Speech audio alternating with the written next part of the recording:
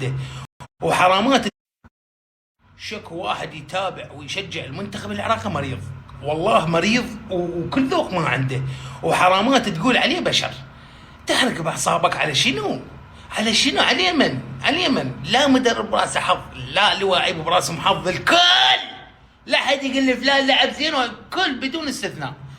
العراق مو مال طوبه، ما عندنا النفس واحدهم نرجيله جقاير الوين كوفيات. هذا اللاعب العراقي ما عنده الثقافه الرياضيه، ما عنده الطموح الرياضي، ماكو. هذا حلمه يصعد سياره عاليه سوداء يظللها 70% وجواز دبلوماسي ومن هالامور. هذا اللاعب العراقي. لا تقول لي فلان لعب ويونس وهوار، كلام بدون استثناء. والله حرامات لعبه بشارع المنتخب. شكو لاعب عراقي من الاخير. هسه يجيك هذا المحلل لابس دريس المنتخب ووقف هيجي وعلم عراقي لو دريس عراقي، ومع الاسف ضيعنا 3 نقاط، وكان هسه صار عندنا امل ونقدر نصعد الكأس العالم. من احط رجلي بكأس العالم اذا المنتخب العراقي يصعد بي.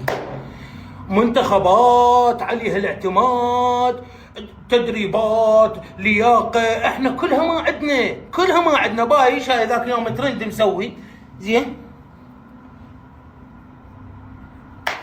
لا لعب لا لياقه لا مجهود لا شيء، كل شيء ماكو.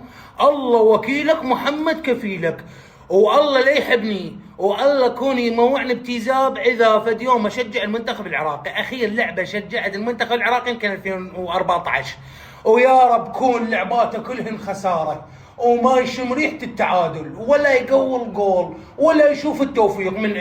اخاف بالكم عندهم باع اللعبه و90 دقيقه وساعه ونص وشد اعصاب. لا والله ما اشوف اللعبه، ما اشوفه. انا ما لك منتخب العراق ما احترمه، لواعيبه، مدربينه، تشكيلته، بدلائه، الساحب هم مغتربين مو مغتربين كلهم